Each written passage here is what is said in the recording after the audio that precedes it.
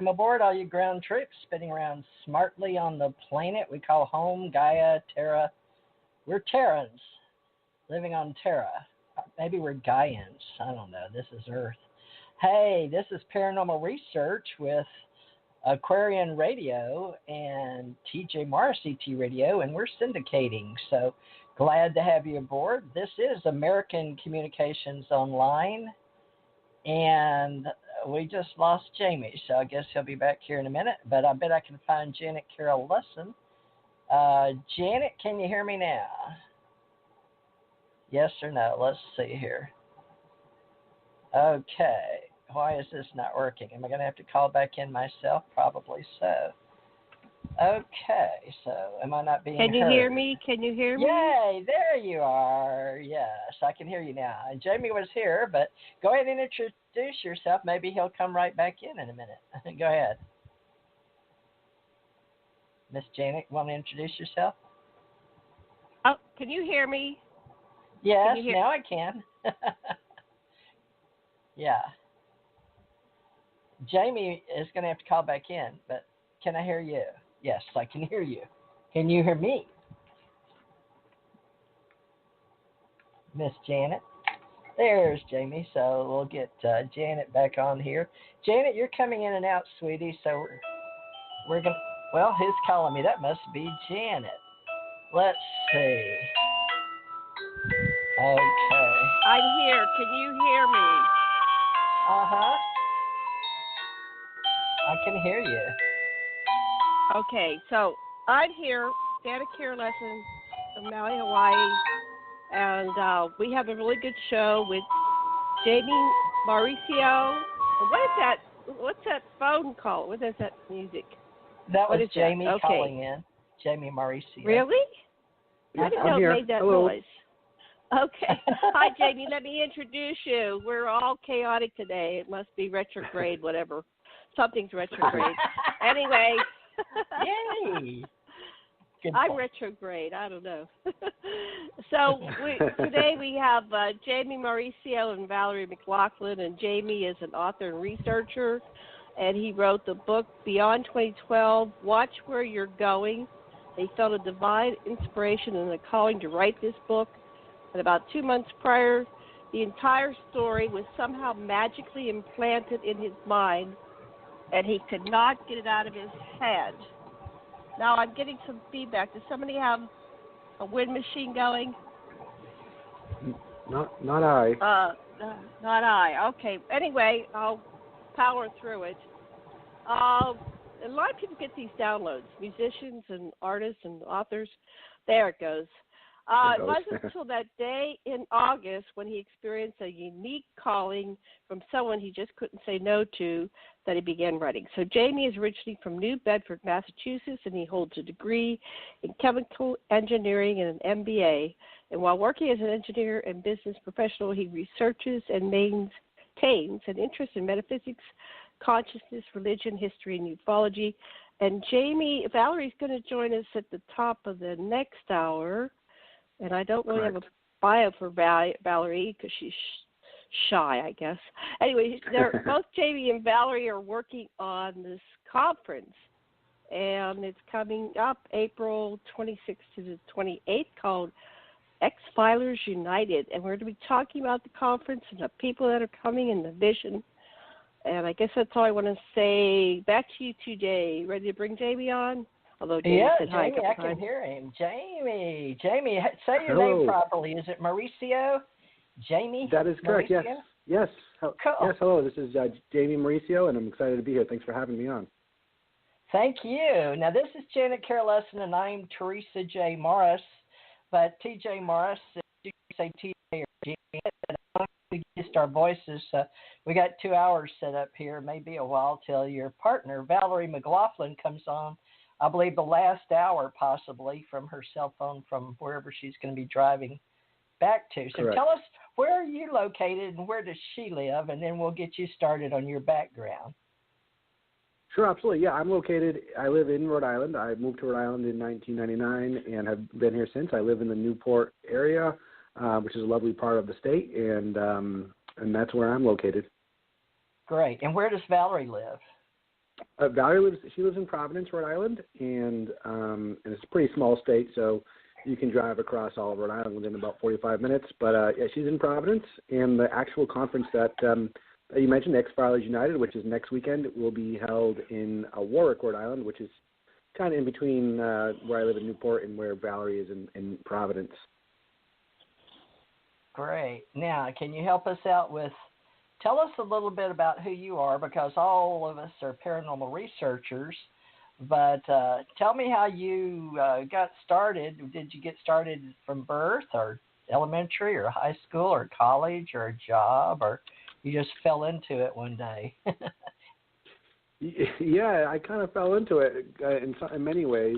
There were some signposts, I call them, along the way that I ignored, but I grew up, my upbringing was pretty much normal, very American-ish, I would say. I grew up in a lower middle-class family, and I grew up, with the kind of mantra that you do good in school, get a good job, work hard, climb the corporate ladder, pay your bills, church on Sunday, barbecues and ball games on the weekend. Life's tough, and then you die, and that's kind of how things go. Wow. Like so many of us. And so I was,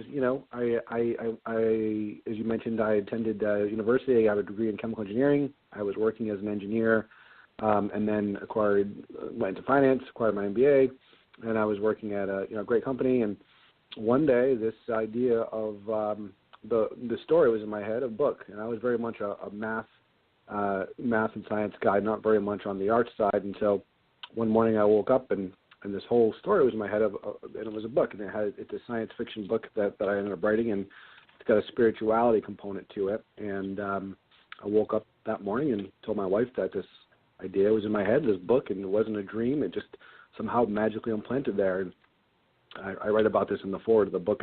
I basically ignored that, this wherever it came from, this whole story, and for months.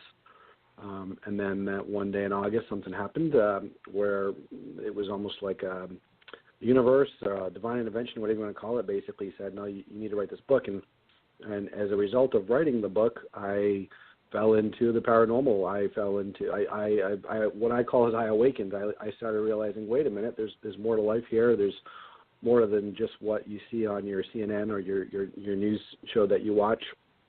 And what and what we've been taught, and so that's when I really dove right into the paranormal and the ufology, and quite frankly, a lot more of the spirituality, which I think they're all connected.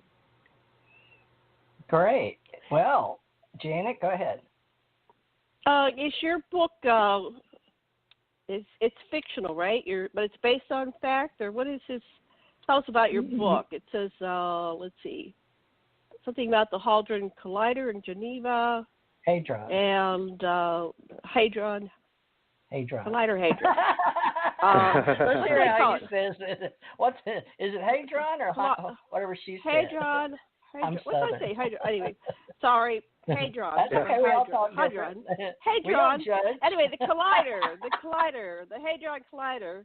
And it went out of control. It went out of control, and the black hole formed, and it's consuming the Earth, and the world's going to be destroyed. And oh my! So anyway, you have this whole story.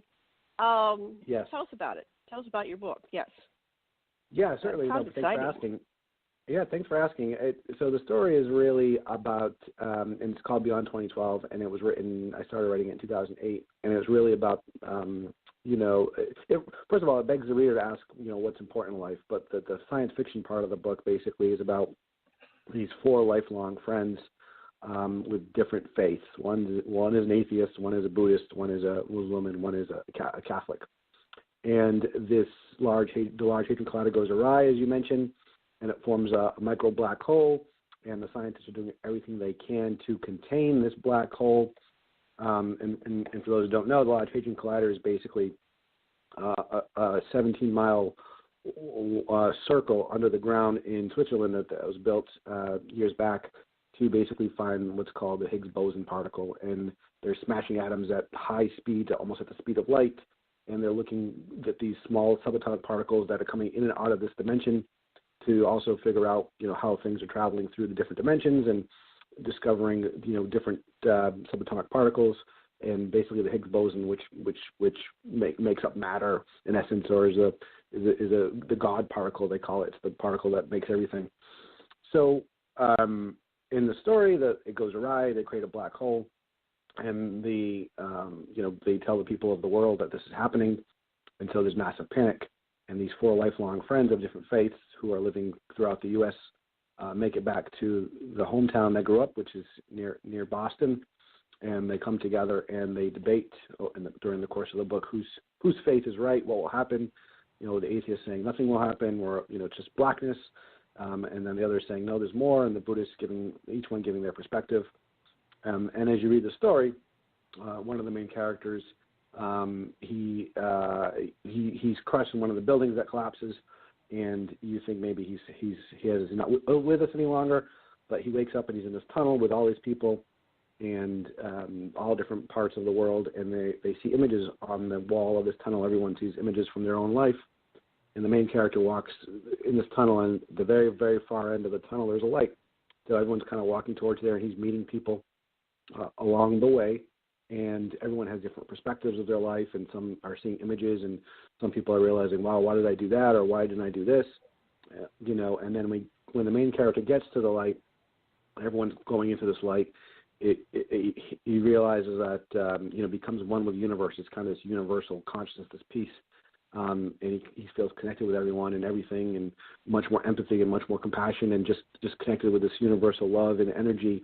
Realizes that God, or whatever the universal being, whatever you want to name you want to give it, is all love and connectedness with everything. But he wakes up. He hasn't passed, and what you realize is that he had this unconscious dream while he was being rescued, and essentially many people around the world have had this similar experiences where they feel connected. And basically, humankind is going through this evolutionary process where they're becoming more connected. And these people that have had these experiences, like the main character in the book, basically become these messengers or these enablers for the world to transform with more love, compassion, and connectedness, and realizing, that there's more than just, what the mainstream has kind of been telling us for so long, and kind of the ego-driven society that we've created. All right. What'd you think of that, Janet? And that came all in a download, so it sounds... Yeah, that's what makes it unique. What so a really, download. Yeah. So I'm Jamie, curious really? with all that. What religion were you raised in? Because we look at our imprinting, and when we come in, we are typically imprinted with the culture and the religion that we're born into. He's no, American. within America we have religion. So what religion were you born into? Can you hear me? I can hear you. I was born as a Catholic, so I was raised as a Catholic, and actually still practice the faith, to tell you the truth. Well, I still attend service, and it's made the writing of the book and what it's led me to, all the research that I've done and all the experiences I've had because of writing the book, has made me actually more spiritual than I was previously. Wow, me that's too. interesting. Right.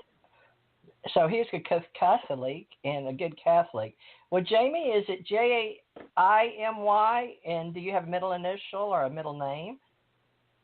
No middle name, and that is correct. Yeah, my first name is correct. Yes.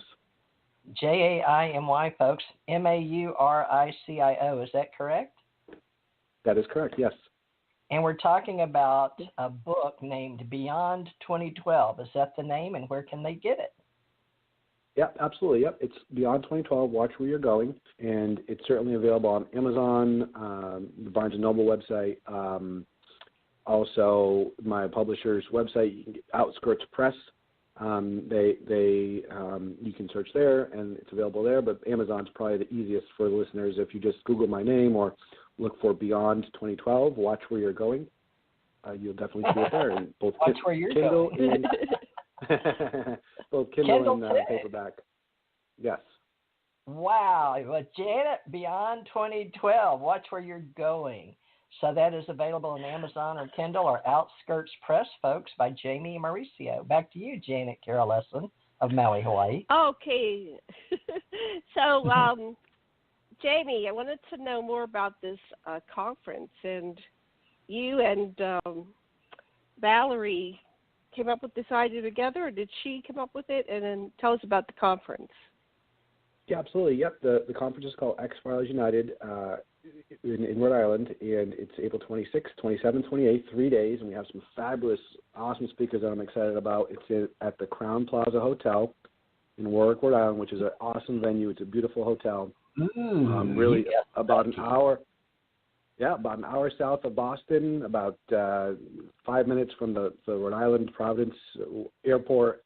And it was really a convention that Valerie, it's all Valerie's doing, and I just met Valerie actually in December for the first time. She has been working on this for well over a year and a half now, and she's a big fan of the X-Files show, so she wanted to put on a conference for X-Files fans, all things related to the television show, the X-Files. So all things paranormal, covering UFOs, extraterrestrials, cryptozoology, basically a lot of the topics that the X-Files show covered.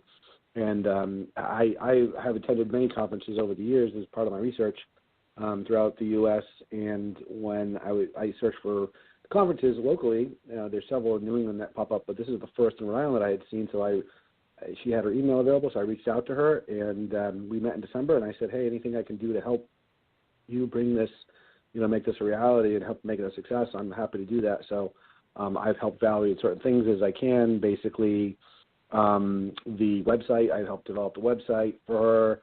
I reached out to different folks, I think you all, and that's how we ended up on your radio. So we appreciate you having us on to get the word out about the conference. And so I've just been helping her, but really it's her idea. And on the website, which is called X-Filers United, that's FILERS UNITED, xfilersunited.com. You'll see the program, and we have a fantastic program list of speakers there. We have different folks from experiencers, abductees or experiencers. We have several folks from the paranormal field. Greg and Dana Newkirk, who recently came out with a movie. They've been researching for over a decade now, paranormal events. They have a movie called Hellier, which is about a town in Hellier, Kentucky that they did some research in, and that's on Amazon, I believe now. It came out within the last 2 months. Also on the paranormal side, there's Paul Eno.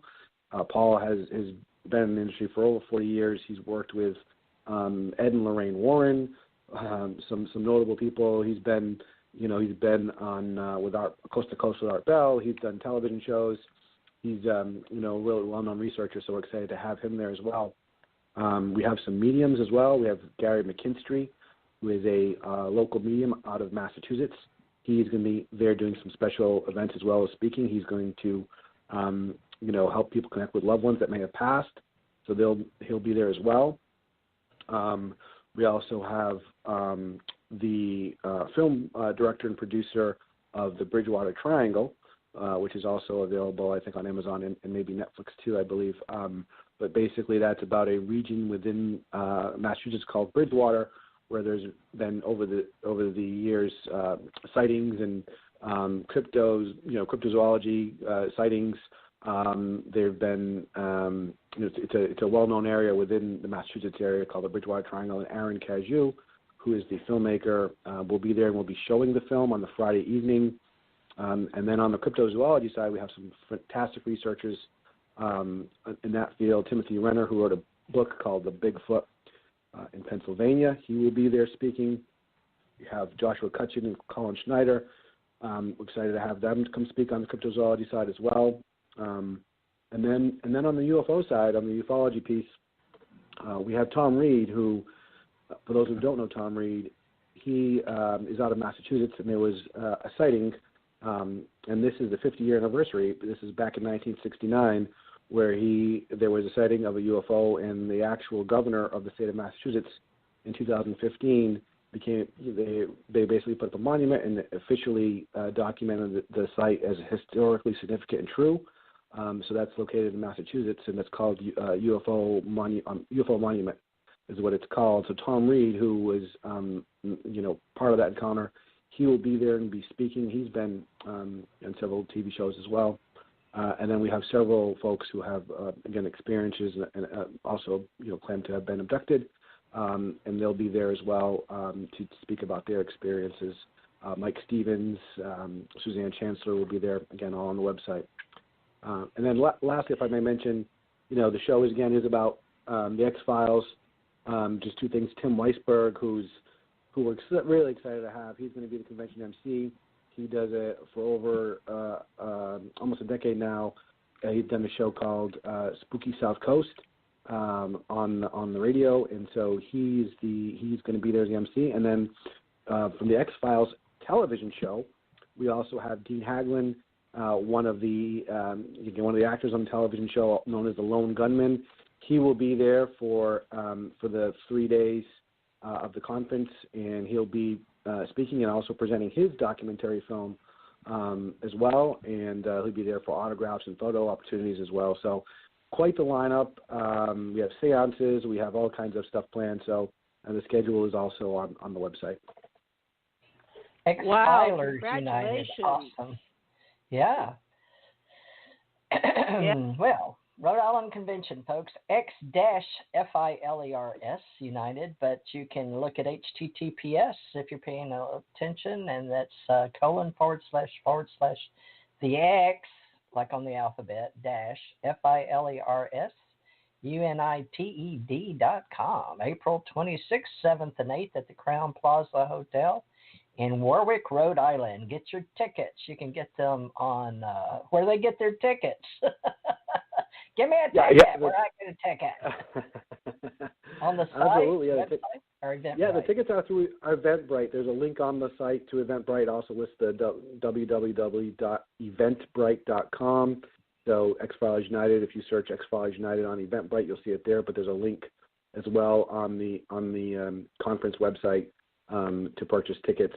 Valerie, she's fond of the operation. She's done it all, and she's she's no profit for her, but basically she's made it very affordable so that we get as big a turnout as possible. For all 3 days, it's only $60 to see all the speakers across Friday, Saturday, and Sunday, and attend the events.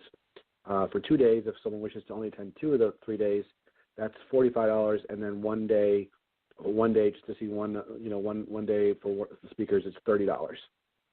How did you get Dean Haglund? I mean, he is like my hero in X-Files next to, of course, Mulder. So Dean is known all over as Langley, folks, the Lone Gunman. So he played on the Fox TV series X-Files and the spinoff series Lone Gunman. But is that you or Valerie that got Dean? Does he live up there or something? Or are you guys paying him to come in from L.A.? What's up with that? Valerie, that was all Valerie. She reached out to him, and basically, communicated with him, and then basically he agreed. And yeah, we are flying him out. He lives, I believe, somewhere in central U.S. Or maybe southern Canada. I forget now where he's coming from.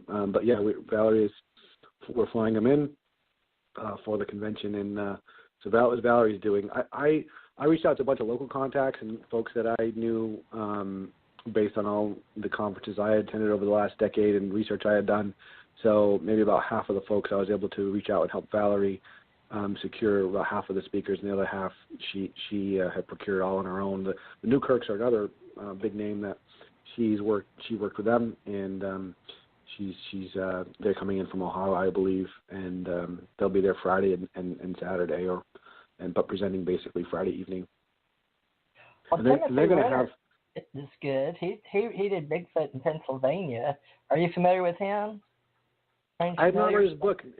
I have not met him yet. Valerie worked to get him, so I'm excited to meet him. They're flying in, I believe, Thursday evening. Both he and Joshua Cutchin, and then Colin, I think, is flying in on Thursday evening as well. So yeah, I'm excited to meet a lot of these folks that I haven't met before. Nice. Janet, want to talk about paranormal? How many researchers do we know, Janet? A few. Jaimy? Then you are a researcher, right? And you're a paranormal researcher, and you're going to be a key Can you hear player. me? Oh, now I can. Can you hear me? Yeah. Yeah, I have this ahead. toggle. Sometimes I'm toggled off. Okay, so I wanted to talk to you about some of the specific things because this is a very exciting conference that you're having. So we had Paul Eno on our show a couple weeks ago, and he was fascinating. Have you met all these people, or is this the first time you're going to meet some of these people? I have met about half of the people that are speaking. We have a total of about 18 speakers for the weekend, and I know about half of them that I've met. Right. So he was fascinating. I recommend going back and listening. And I can't remember what all he said, but he's a paranormal researcher, and he's able to see the beings and interact with them and have discussions with them. So that's always fascinated me. Now, any of these people that do the seances, I was just watching on YouTube. Some people who do seances actually channel the voices of the deceased, and their voice comes through. So, for example, they had some historical figures that we had their recordings of their actual voice. Oh, Sir Arthur, you can Google this on YouTube, Sir Arthur Conan Doyle.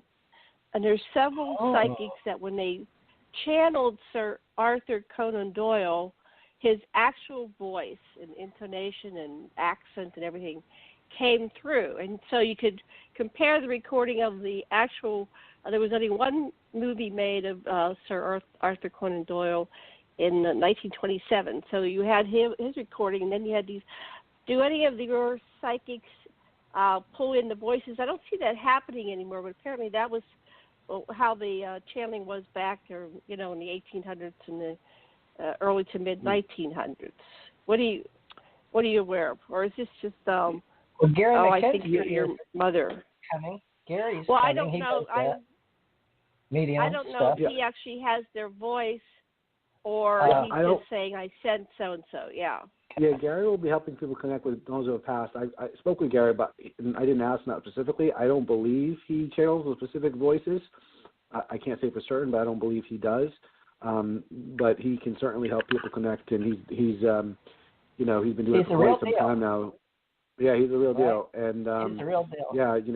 Yeah, he relaying facts that only the person and the deceased would have known, helping them find closure. He's shared some remarkable stories on how he's done that with several folks.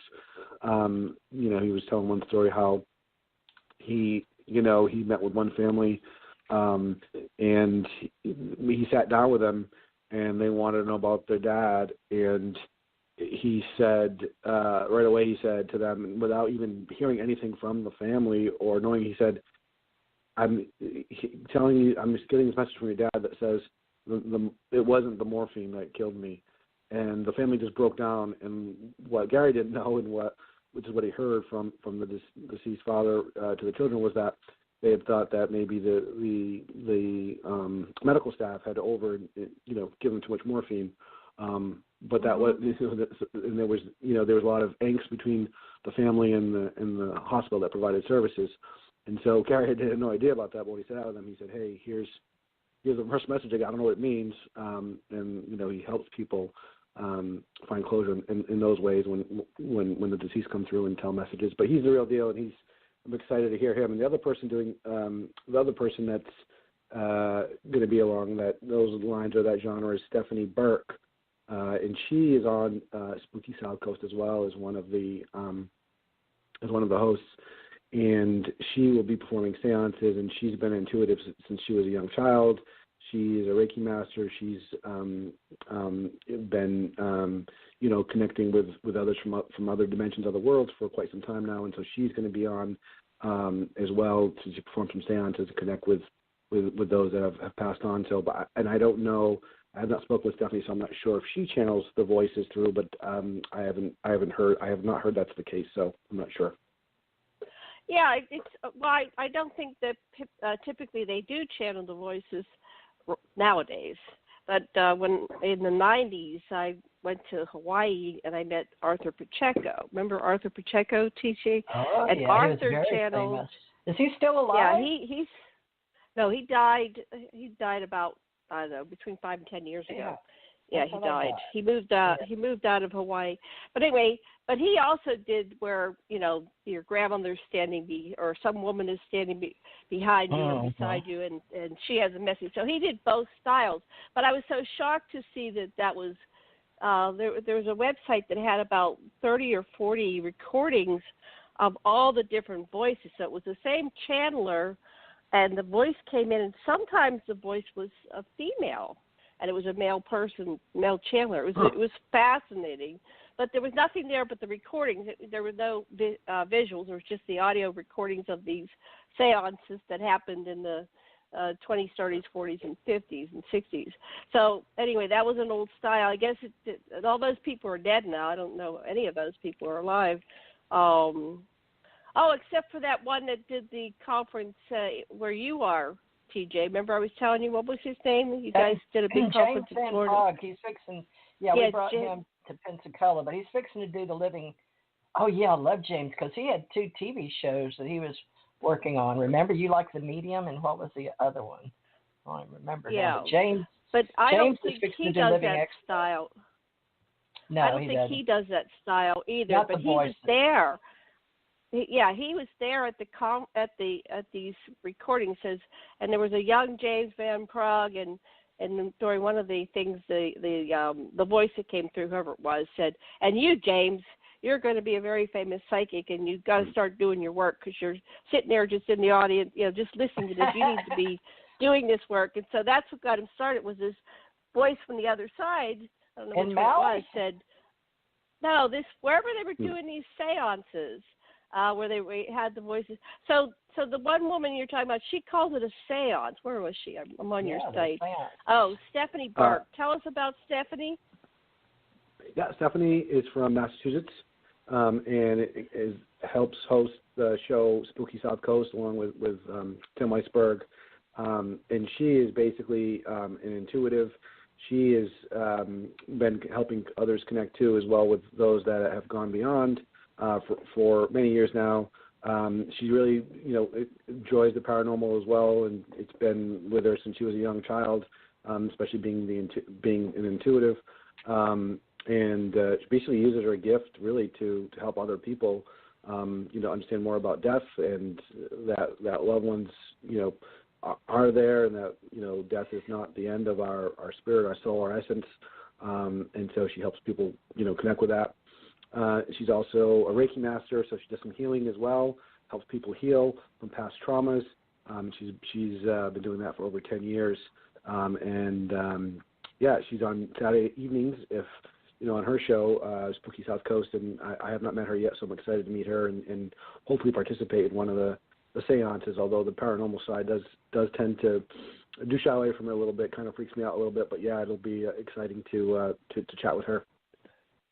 She studies with James Van Praagh and mediumship development too. Stephanie Burke. Absolutely. So yep. And she goes through some of the stuff I do. Excuse me. Embarrassing. I had the chokes when I came on. Yep. It was like, where does that come from? So Jaimy, what are you going to present? Yeah, I'll be presenting on Sunday along with some amazing speakers. But I'll be presenting Sunday, and my talk. So one of the things I've gravitated towards, research paranormal, as you mentioned, and the ufology piece, and a little bit of the cryptozoology. But what's fascinating the most is the whole ufology topic. And I think why it fascinates us is I think that's can really change how we live as a civilization on Earth once it's commonly known that maybe we're not alone in the universe, and that there's other extraterrestrial intelligent beings that I believe are visiting us, which based on the evidence I've come across. And so for me that's the amazing part, and where it ties to the spirituality piece is I think the reason that we kind of as a human civilization are in our little bubble still is because maybe we haven't evolved yet to a point where we're we can spiritually connect with these other beings who I think are more technologically advanced than us, as well as spiritually in their ability to understand consciousness. And I think they're telepathic. These beings, is, in my opinion, from what I've come across. And so that's the part I'll be talking about, is the ufology piece, and really present the evidence that's there, and talk about the extraterrestrials are here and people really don't care is the civilization, and why that is. And that's kind of the basis of my talk that I plan to present on that Sunday. So provide some evidence, say here's evidence that they're here, and people don't care, and I think here's why people don't care, and what can be done to change that, because I think would be a big leap for us when people do care and realize that it's a reality. You mean people, excuse me, but are you saying that who don't care? I mean, I care, but then I've been dealing with them. Who are the people that don't care? But the reason is Jan and I are both ET contactees, and we're both authors, but that's fine. But how do you mean people don't care? I'm talking about the mainstream. I think the mainstream hasn't caught on yet. Yeah, of course. Yeah, there's certainly many people who do care, actually. But for the most part, I think everyone focuses on the what they have to do, their daily job. Everyone has. It's a world of go, where there's more people interested in what the Kardashians are doing versus this topic, for that example. So that's the kind of that's where we are as a civilization, and I think eventually that will change, and when it does, that'll be a big leap for us. I get it. Okay, yeah, you're just making it broad the way I do that a lot. I tend to talk in generalities, and when you're doing radio, because we have so many people all over the world, we have to say what you mean, because, you're sort of like preaching to the choir with us, because we have a lot of paranormal researchers and, ufologists, alienologists, phenomenologists, and then Jan and I have been working together for years in the ACO Association, and we've got a lot of friends in the UFO Association. But paranormal and the X-Files, I'm an avid X-File, and I don't understand why it's just not more smashing. I guess they need some more people like Philip K. Dick writing or something, But we've had Dr. Rick Miller's in our club, ACO Club. We've got a lot of great authors in our Authors Book Club. So we invite you to join us whenever you just don't lose our names and numbers. But are you where you can do other books now? Are you going to continue doing authoring? Are you going to get more into the psyche or EVP, or what do you have planned? Doing more events, or give us an idea of the future? Yeah, absolutely. This is my first event that I've always wanted to put on an event like this. When I saw Valerie was doing it, I really give her kudos for her courage in pulling it together. And she works full-time job, I do as well, and so I think my plan is to go through this convention, learn from it, continue to do my research, and then I'd love to do another convention. We hope to turn this into an annual event if it's a success this year. Yay! And continue to really help help understand about these topics and really what's happening out there. And so that's what I'm passionate about. I think I'm a pretty mellow person, but I get pretty excited when it comes to these topics, because I think they're so exciting. There's so much that we don't know, and there's so much that others don't know, and so to help educate people about these topics really excites me, and it's fascinating too, because it's kind of taboo, right, in the mainstream circle. So I may be at a dinner event or some kind of function, and something will come up, and I'll talk a little bit about research I've done, or about the book, or about the conference, and people won't say anything, but then I'll go off in the corner to get a snack, and someone will come talk to me saying, "Hey, so I want to know more about what you were asking, on a one-on-one." So I think people are hungry for the information, and people are fascinated by it, but there's still that sense of taboo. So how do we get beyond that? And I think more functions like these help people feel that it's okay to talk about it and be interested in these things. So that's kind of my plan, is to help just spread the word and drive awareness around these, all these topics. And of course, I'm a fan of the X-Files show, so of course, football, so I have that aspect of it as well. Well, what a great venue, Crown Plaza. Oh, it's awesome, folks. So, and the price is right. I mean, are you believing that, Janet? $60, but it's way up there in Rhode Island, That's a great folks. price. So, yeah, awesome price. So you guys, this is a beautiful venue. They're going to have exhibitors and who's helping bring in people, because it's way up there, folks. It's but I love Rhode Island, and he's right. Now there's a big 3M company up there, isn't there? Are you familiar with the area since you live up in Rhode Island? Have you seen the 3M? Corp? Yep, 3M is there. We have Hasbro, the toy company. They're pretty big here in Rhode Island as well. So they make all the Mr. Potato Head, all the Hasbro toys. They're right up the road and just right around Providence. So yeah, it's a beautiful area. Stay around. It's a fantastic place to visit for your listeners who, would need to travel. I highly recommend it. It's Warwick is beautiful. You're within short distance to the water anywhere you go. So if you love the ocean, Rhode Island's got plenty of that around.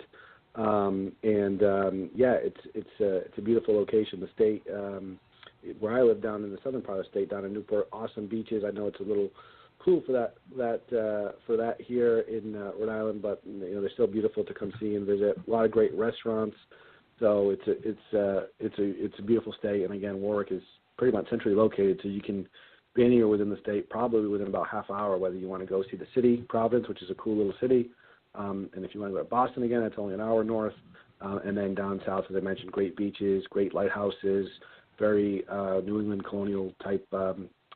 Type feel to it here in Rhode Island, and a lot of history as well.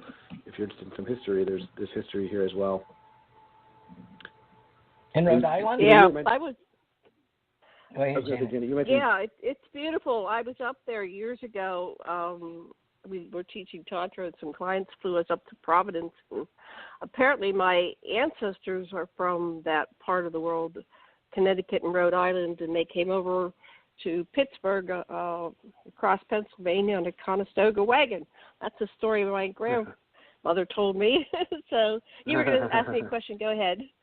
What were you asking? Go ahead. You said. I was going to say, earlier, Jen, you asked about Paul, and whether I'd known him, and I do know him. I met him several times. I was going to say too, about the conference that he on the paranormal side, he is amazing speaker and fascinating. Some of the research he's done. As I mentioned earlier, go back to Ed and Lorraine Warren, and one of the, he has pictures of things he's captured, which are phenomenal, that he shared in prior presentations. But one of the most amazing stories he ever told me was back in the late 70s. He got a call from Ed and Lorraine Warren for a case down in Connecticut in Bridgeport, and because I asked him one time, had he ever been physically interacted with any of the paranormal beings, and he told me this story. He said the craziest thing that ever happened was he went down there, and when Ed and Lorraine and he got down to the house in Bridgeport, he said the firemen and the police were outside of the home. Did he tell this story on your show? Mm-mm. Oh. No, so continue. Yeah, go ahead. Yeah, so the police and the firemen were outside the home, and he said, you'll never forget their faces. They were just pale white. They refused to go into the house. And when he walked in, he said, I'll never forget what he saw. He said the refrigerator, normal-sized refrigerator, was floating in the kitchen. So it was poltergeist activity. And there was a young girl, I think she might have been a young teenager, maybe 11 or 12-ish years old. He said she was in the corner, and everyone was so afraid they wouldn't go and get her, and she was in the corner just kind of cowering. And he saw the refrigerator floating, and he went to get her. And as he did, the TV, and this is back in the 70s, so television sets were not these little thin screens. The TV came flying across the room right at him and just missed him by inches. And he ran in and he grabbed the girl and he ran back out of the house with her. And he said that was one of probably the most frightening and the most personal experiences that he's had. And that was fascinating. And then he also works with, also on the website, I didn't mention him yet, but Shane Sirwa, he's going to speak on Sunday, the same day I am. And he's worked with Paul for some time now, and he's fascinating. He's been studying and helping families on paranormal cases for over 30 years. He's also an experiencer. At a young age he had encounters. But basically, I saw him not too long ago, within about a year, and he and I were chatting, and he I asked him a similar question. Have you had any physical evidence? What have you seen? And he said, yeah. And he helped one gentleman who was having issues. He went to his house. When he walked in the house, there was poltergeist activity immediately. The lamp flew across the room. He worked with this gentleman for several weeks, and one day he said the gentleman came out of his room, and out of the corner he saw this spiral form, and then he saw a being appear, and he had a cell phone with him. He quickly snapped a picture, and he had a picture of it, and he showed me, and that was really one that sent chills down my spine. He showed me on his phone, and he ended up removing the creature. But he said, and I said, what happened when you saw the creature? He said, he'll never forget the amount of, he called it hatred, this feeling of hatred in his eyes, and the picture he had captured the being's eyes, which I saw on the phone. It was creepy just seeing through the phone, so I can't imagine being in the same room. But and he worked with the gentleman over weeks to basically rid the entity from the dwelling that he lived in. So that was another fascinating story. But he has many more, and so Shane's going to be there on Sunday talking about some of his experiences. So that's exciting to have him.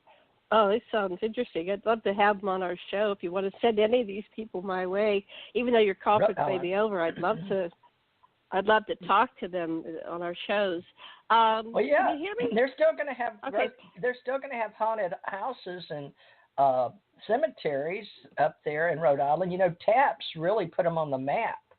Remember, Yep. She doesn't watch a lot of the TV shows I do, but she watches a lot at night with her husband. What's that show? TAPS. You don't know about TAPS? Anyway, they go in and they do a lot of ghost hunting in houses. What was They got real expensive equipment. I haven't watched television for years. Okay, so they do ghost hunting. So I grew up in a haunted house, and my sister still lives there, and it was just full of ghosts.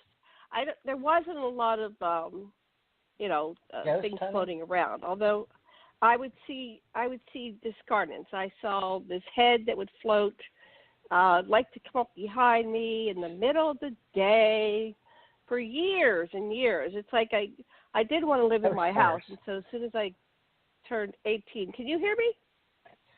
Yep. Hello? Yeah. Okay. Yeah. Okay, because I hear some talking. I didn't know if you heard me or not. So there's something wrong with my phone. I keep putting on mute, but then it doesn't come back right away. But anyway, so I would love to someday have somebody come investigate my house, because it was just, You mean the one in Pennsylvania? I was tortured. Yeah, I was tortured by all these paranormal activities. But then looking back, I realized some of those were extraterrestrial. So I've learned to, separate them out, which were extraterrestrial, which were ghosts. But I know the house is very haunted, but my sister lives there, so I try not to scare her. And I think a lot of the beings, when my mother died, I think they went with her. But remember the being that was in the movie Poltergeist, the big snarling being? Yep. Oh yeah, he was great. That little girl died. Yeah, he was in my mother's house. That type of being, and Gotcha. I saw it in the middle of the day. It wasn't like they don't wait tonight to go bump. This was in the middle of the day, and what happened was there was a staircase that my mother kept locked. There were two staircases. It was an old 1840s farmhouse. There was one that went up the front and one that went up through the kitchen. And she always had it locked, and she would scream at us if we tried to open it. And, we weren't even allowed to touch the door. But I had a girlfriend staying with me, and she didn't listen to my mother. So somehow she went down when my parents were in church on a Sunday morning, and she opened the door. And then she was screaming, and I came down, and there was that snarling, drooling being with the large mouth, and this being made everything in the room fly around. It was in the kitchen, and so everything that was very poltergeisty, right? It was like it made like a whirlwind, and it picked up dishes and so I fell to the floor screaming, and then my mother, who was in church 2 blocks away, jumps up and says, Bill, we have to go home right now. So he got the car and drove her home, and she jumped out of the car, ran up the steps, she had a barricade, a dryer in front of the thing. So she energetically took the beast, pushed it back into the stairwell, pushed the dryer, like she had super strength, pushed the dryer in front of the door, and then turned around and she said, "I told you, children, never open that door." And we never talked about it again. We never addressed it, never talked about it. It was just the most frightening thing ever. But I went into what's called lacunae. It's a fight or flight response because I had to live in the house, right? So I stuck it in the back of my mind and I didn't talk about it. And I thought, well, then after years go by, you go, oh, I made that up. That had to be a dream. That had to be, I must be crazy, right? Dude. But then years later, my girlfriend who had long moved away and had, about 5 kids, she finally wrote to me and she said, I wanted to go over what happened. What do you remember about it? And so I said, oh, no, that was real. Oh, yeah, that was very real. So how do you deal with people? I mean, you don't do this for a living, but this is something we're dealing with trauma all the time from people that have experiences, and they're trying to integrate that into their lives. But did these episodes, did anybody actually, I didn't get hurt. Nobody got hurt. It was frightening when one reality bleeds into the other. I don't really know anybody that was personally hurt by extraterrestrials or ghosts or poltergeists or interdimensionals. Did anybody you know of or that your researchers work with actually get injured? Real quick, Janet, Go let me ahead, tell you, TAPS is for the Atlantic Paranormal Ghost Hunters. It was the Atlantic Paranormal Society. So they were one of the first ghost hunters, and they actually had a show on Sci-Fi, SYFY. But back, Grant Wilson founded TAPS, which is just the initials, the Atlantic Paranormal Society. But it got to be where ghost hunters got sort of known as TAPS. And then I remember years and years ago, before we were doing radio, I was working with different ones in Kentucky up there. They were getting really famous for paranormal events. So but actually, believe it or not, Janet, this Atlantic Paranormal Society was formed in Rhode Island. So Warwick, Rhode Island. There you know it is. I just pulled it up. Yep. So they're very famous. That should be helping. James Hawes still has a Facebook. It was James Hawes. Look him up on Facebook, Janet, and you ought to get him on here sometime. He had Ghost Hunters, and they had I got it. Jason Hawes, the Ghost Hunters. Yeah. Yep.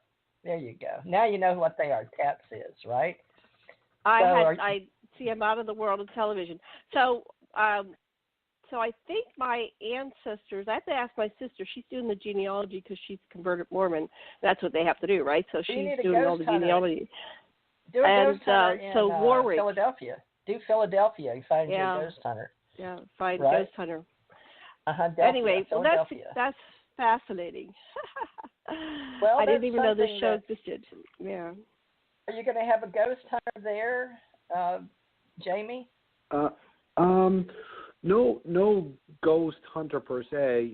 I would say Shane, as I mentioned earlier, he's worked with several folks to, remove entities, but he doesn't, really hunt them. They more people come to him and he goes to them, but he'll certainly be there. And then, on the paranormal side, probably Greg and Dana Newkirk, but I really wouldn't call them technically ghost hunters, although they do go investigate various cases. And then of course, Paul Eno. So, but no one like Jason from TAPS.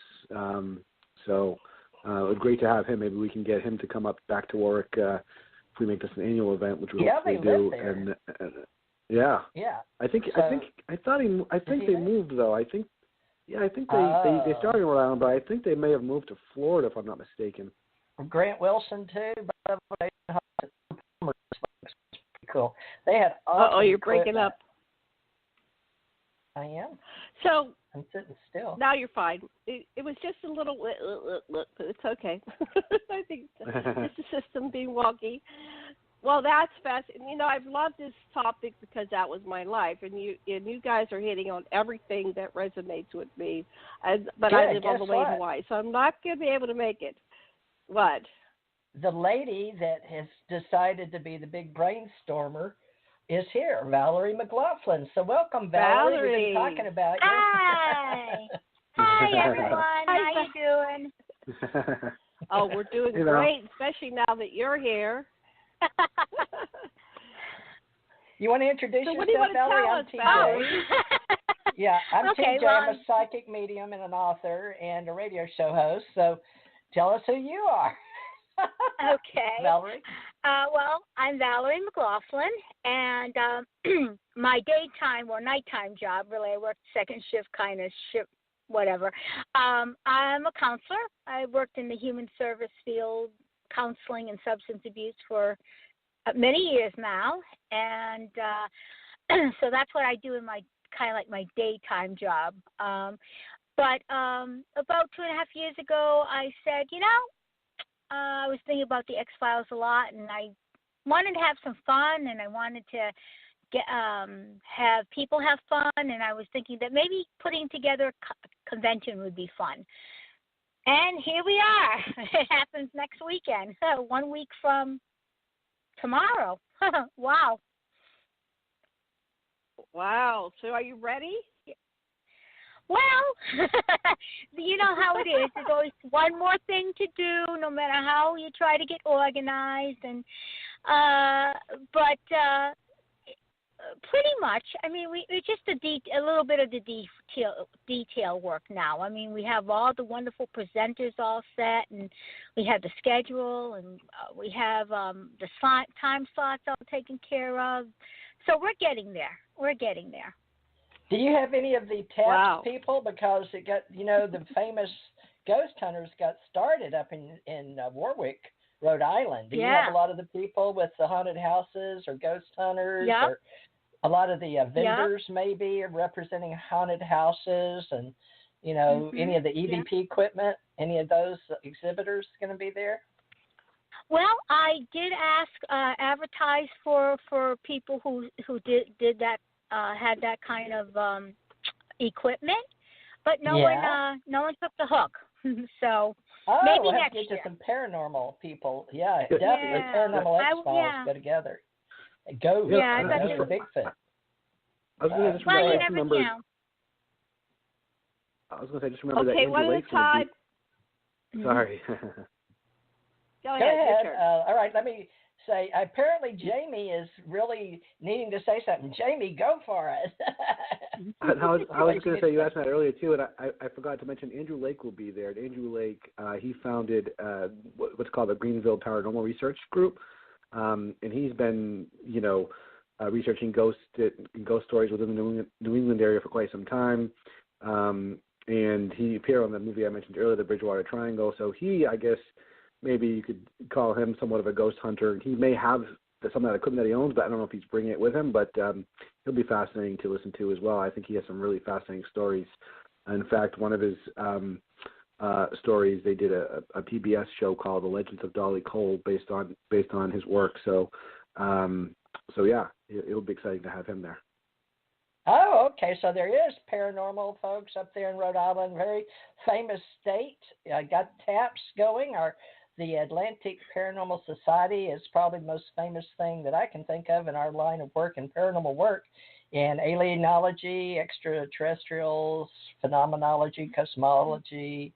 But big thing with UFOs, but even cryptozoology with the Bigfoot. But TAPS is very well known due to their television show. But I guess you're really I love X-Files. So tell me, I was real excited to hear that Langley's going to be there. Smoking good, dude. Yes. How'd you do that? Yes, Dean Haglin. And, that's so exciting. He's going to be doing photo ops and autographs all 3 days.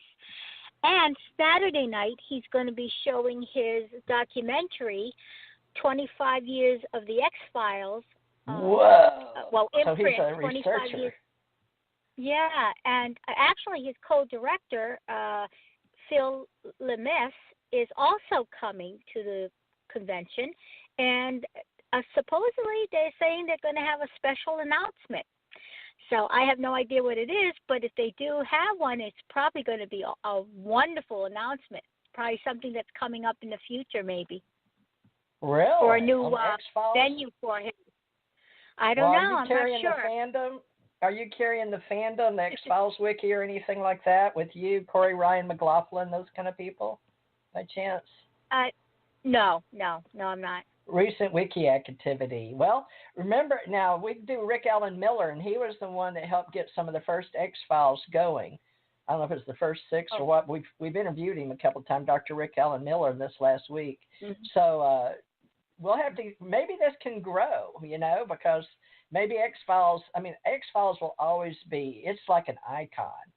Now you have, exactly. How did you get this guy to come over? Did you have to pay him big bucks, or was he willing to negotiate for a ticket if he could market? Or you do have to pay a fee, and celebrities tend to be higher than other people. But actually, what you do is you have what you do is you find out who their agent is. Most of them have agents, and so I went on this website. It's IMBD or something like that. Anyway, and you IMDb. Can get their agent or their talent agency, and so I contacted them, and then they contacted me, and then they're kind of like the middleman between me and Dean, or a celebrity. And they help arrange the contract and what's going to be done, how it's going to be done, how long it's going to be done. And that's where all the pieces of the puzzle come together. Wow, you're a brave lady. You're a brave lady. You'd never done this before, and you became an organizer just like that? Yeah, for this size, I've done small, little conferences for work or for for a couple of agencies, but I've never done this scale at all. Janet, we got to keep her with us. You're going to have to get with us. Oh, yeah. Agents, Valerie's consultants, cool. Organizers. Oh, wow. I can't believe you're doing this. Awesome. Yeah. Jaimy can vouch for this. I can organize. I love lists. I love researching. I can find things out, but I am not a techno person at all. That is my weakness. So I'm going to have a secretary who can do all that stuff for me. Because I can't do that. I can do very little of that. That's the one thing. I can email. I can use the phone. I've learned to Well, you have a beautiful site. You have a beautiful site, Valerie. Now, is that thanks to your friend here, Jaimy? Are you yes. You do data? Totally due to Jaimy, yes. My original website was not great at all. It was terrible, and he has done marvelous work on it to update it and keep it updated. So that's him. All right. Well, we need both of y'all to stay in our little group. We have agents, consultants, and organizers, and we do Aquarian and TJ Mauricio Radio. But I love the X-Files, and Janet and I are doing paranormal stuff, and she does events. So we'll have to keep you guys involved with us. I just love David Duchovny. How do you say it, David Duchovny or Duchovny? I've used his picture for years. Duchovny. Yeah. Okay, thank you. Thank you very much. And everybody, I can't believe this is what inspired you to do this huge event. Can you get Mitch Pileggi? Remember him? He was like the FBI dude. Go ahead. Yeah, he was someone I considered. But for one reason or another, I didn't go with him. I think he actually probably would have been more expensive than Dean, but I'm not sure. Yeah. But if we keep this going next year, we're going to have more, hopefully more people from the X-Files. I would love to have Chris Carter, have him come to one of our conventions, and of course David. Jillian, wow, I don't know if we'll ever get her. Wow. But yeah. But and David maybe get all the free lone gunmen together. Actually, they're making more appearances and stuff, so more and more paranormal conventions are coming up over the next year, and so it's becoming a growing interest across the United States, and you see more and more. I'm sorry, what? Or Is William William D. B. Davis, alive? Cancer Man. Cigarette Man. Yeah, I want him. Right. I really want him. Maybe I'll get him. I definitely want to get him next year too. If we have a second, if we do it again, I definitely want him. I want him to autograph. I don't smoke, but I want him to autograph a pack of cigarettes for me. Okay. So, yeah. Well, that's awesome. He's a very interesting man. Let's just say you're going to have one at least every 2 years. Some people, when they start, you don't want to lose your momentum for all the stuff you do in 1 year, but it is hard for an organizer to, or promoter or get promotions or get companies to back it for Rhode Island, right? When you're just doing it, you don't know all the little ins and outs. And that's why I was shocked. I mean, if you've absolutely amazing, girl, you are like Superwoman. You need your own superhero fandom now for starting something like this. I mean, well, really, this you. is awesome. Yeah, because Janet, tell her. Janet knows how hard it is. I write books about this. I wrote How to Social Network Metaphysics and my on Amazon and ACO Life Coach, and I've got all kind of books on what you're doing. But I mean, Janet just took a bull by the horns and did one just in 2018 for us, didn't you, Janet? And it's huge. Do a lot of work. Janet, you are live, but she's just toggled. Yeah. Okay. Can you hear me? Okay. There now, you go. yeah. You can hear me. Paranormal okay. researchers. It's a mute. Let me ask a question. So how many people do you expect to have, and how are your registrations going? They're going okay. We definitely, I believe what we're going to be seeing is a upsurge of 1 day people coming to the convention. Daily, I think a lot of people are waiting to see, make a commitment, and I find that a lot, especially maybe just in New England. I don't know if it's everywhere. It just seems that people they make up their mind at the last minute, because they don't want to miss out on something. There might be something better or whatever. So I think we're going to have mostly walk-ins. I had a lot of people come in. Do you go all evening and all morning? Do you go 3 shifts? Yep. Or when do you? Yep. So you're going to get tired unless you have people that will take over and do ticketing, and they come all the time. I mean, you have initial registration, but they just come whenever they want. And so it was really hard because I was doing it myself. So I'd like, I got to get something to eat, and then I'd have somebody watch it, but they really didn't know what to do 100%. So it was like there's always questions when I came back. It's like, so I had to get all my meals to go, and so I hope you have some other people that can help you registration and this is what 3 days. Yes, and actually that's one of the first things I did is I got some good friends of mine actually are helping me with registration and other parts of the convention, and so they're going to be helping me mostly with registration, some other stuff, so that we can so it won't be because I knew I couldn't do it alone, especially the size of the convention I was trying to plan. So I know I needed volunteers to help me. So that'll be So good. what is your capacity? Like, can you have 200, 300, 400? What's your 300, 500 room capacity? Ballroom. I believe, we could have, I think 300 people would be excellent. I don't think it'd be too crowded there. So that was my number. 300 people to come. Yeah, and to daily tickets. What get time tickets. are you beginning? Now listen, New Living Expo, if you want to look at that, they've been doing it 18 years. Now they're over in San Mateo, and one of our associates here, Ken R. Johnston Sr., is an astronaut, and he worked with Grumman and NASA. And back in the day when my husband and I were down in NASA, he's got 3,000 hours for just Grumman alone. But the thing is, he's a great speaker, and he's going to be over there at New Living Expo at the same time. So just a suggestion, look at who you're competing with over in California. But fortunately for you, they're all the way over in California, but they've got 17 years on you. But you may want to look at New Living Expo and look at how they transform. They use body, mind, spirit, or mind, body, spirit. And that's what I worked with down here in New Horizons with Gulf Breeze. And I was a speaker at it this year, and we had an excellent turnout. And she also books 300. So, but we have people all day long, every day, Friday, Saturday, and Sunday, just so you know. And yes, you have tickets. You sell them at the door right where they come in.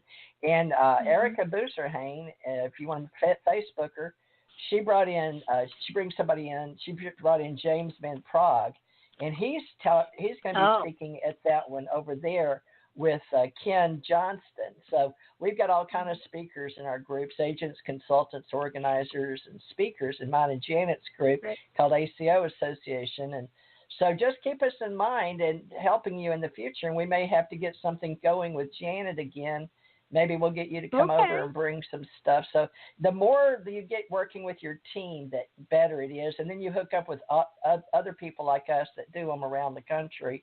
Or that way, everybody, if they know what you're doing, you can get people that have different speakers. But you're really going for X-Files, but you paranormal event, right? And so make sure you get known for that. And maybe put in body, mind, spirit for your exhibitors. You know, once they know you're doing it.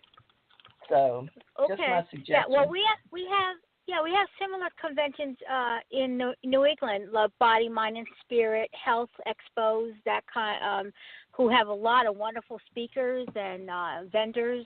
And those are huge, and they have grown over the years, and they have a lot of success.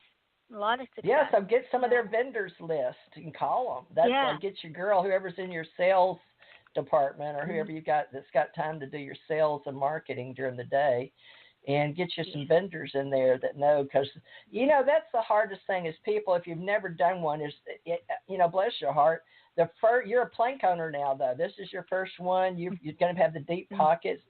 Now you don't have a big sponsor behind you from one of the haunted houses or all the tap people or sci-fi behind you. No.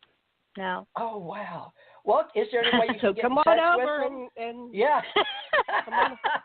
come on over and come to the conference. Yeah, well, in Rhode Island, there's got to be a about TV your station. I do have to say I have learned a lot over the last year and a half, especially a lot. You go into it I went into it with a big leap of faith. Turns out I'm keeping my faith. But I've also met some really nice people, and I can't wait to meet them in person. And I've learned a lot.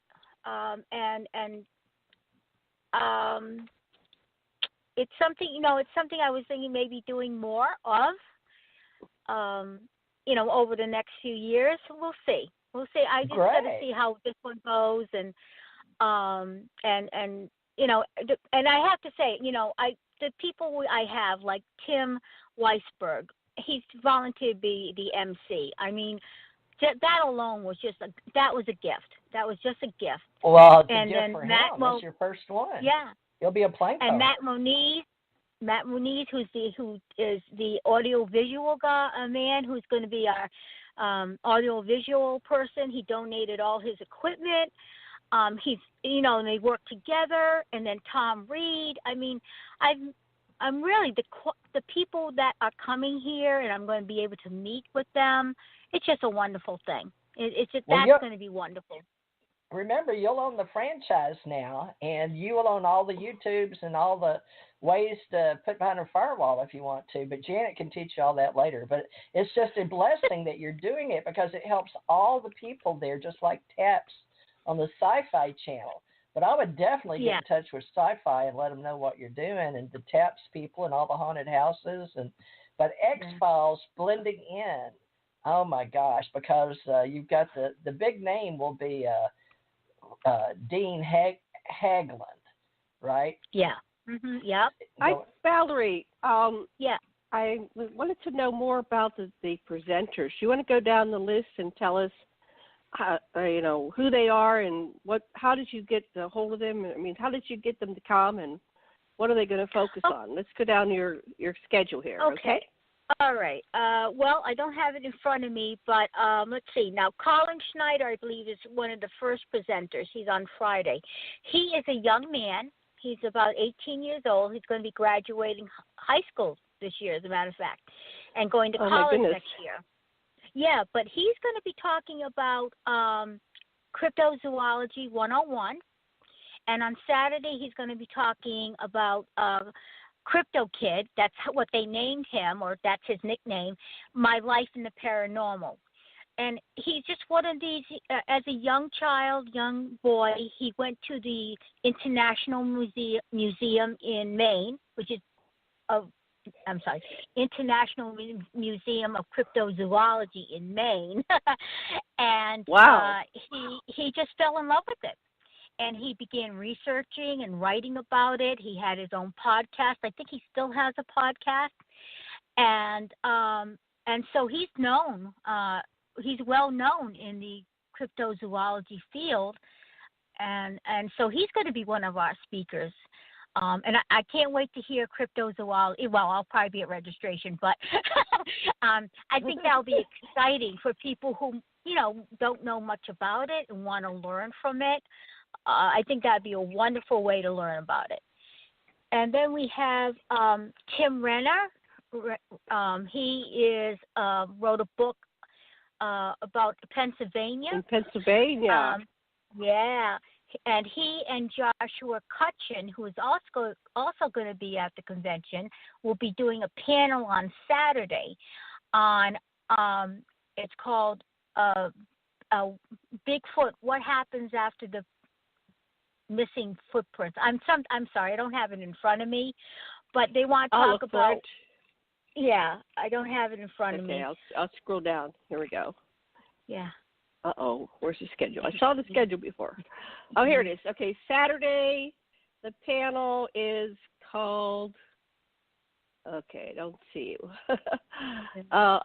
It's called The Panel. It doesn't have a name on the panel. Yeah, on your schedule. It's a little bit, it's on the website, but I don't have it in front of me. But basically, they've been experts in Bigfoot and in paranormal. Joshua has written 3 books. One has gotten really good reviews. They're all on Amazon about the secret or the sudden abductions of children. And he's going to be talking about the food that is taboo with the paranormal. So he's very interesting young man. He's also very interesting. Wow. We have Susan Brunel. She's going to be speaking on Saturday morning. She is an author. She wrote The Spirit of the Dragonfly. And what happened is her daughter, who was only about 20 years old, died. And but what happened is she still had experiences or contact with her daughter's spirit. And that's what she's going to talk about at the convention. Friday night, we have Dana and Greg Newkirk, who have the Traveling Museum of the Paranormal. If anyone out there wants to actually go up close to haunted objects and touch them and to talk with Dana and Greg about these haunted objects, that's what you're going to do on Friday night, and they'll be there all day Friday. They're going to talk Friday night, and they'll be all day there on Saturday. And again, this is a museum where you can go right up to it, and you can look around. You can even touch these objects that is known to be haunted. So that's exciting, and they're getting. They've been growing and growing. They actually had 2 pages in a UK magazine this past week. 2 pages, and they're going to have another 2-page article next time it's out. So they're growing. They're getting a fan base all over the world. Let's see now. Oh, I'm now Mike McLaughlin, CLELLAND. I love his name of his talk, which is Sunday, is going to be owls, synchronicity, and UFOs. Hopefully I can hear that one. I love owls, and I never heard of something like that. But apparently he has seen. I guess there's some connection between owls and UFO sightings. So yes, awesome. they come. That's called a screen memory, and often because we get so freaked out when you just see an alien, right? They'll initially appear in a screen memory like an owl. They look like an owl. And I just had one of those things happen last year. I'm waking up and I look over to the side of my bed opposite the window, and there's this giant, like 6-foot owl standing there. But I've a long experiencer, and I said, and I had seen what's his name, James McLaughlin. I had seen his presentation years ago. He was at UFO Congress, but I was familiar with the screen memory technique that the extraterrestrials use, and I just looked at this owl and I said, "Oh, really?" And as soon as I busted him on it, he shape-shifted into the gray alien. They said, "Well, that's more like it. You don't need to use the owl on me." But a lot of times, because I've been doing this all my life, they're kind that way. They don't want to scare you, so. But he'll go into that because that for people who have contact, often they'll appear as a giant owl, and a good hypnotherapist or whoever works with them will know. Oh, okay, they're having what's called a screen memory, and then you let them tell the rest of the tale. But he does a wonderful presentation. That's a good score. You got him. Wonderful. Yeah, and of course. The Friday night, the Bridgewater Triangle documentary. That should be very exciting to hear about. That's the other thing. I've been learning more and more about things that I never knew about, never heard about. I never heard of the Bridgewater Triangle and how very odd, UFO sightings. I guess there was a ghost and stuff. It's a high percentage of paranormal experiences happen in that region. So that's exciting. Let's see. Oh, and we just added seances. It's by Stephanie Burke. She's well known, nationally known. She's been on some of the on the paranormal programs, and she's also the co-host of Spooky Southeast. Is it Spooky Southeast? South Coast. Yeah, Spooky South Coast.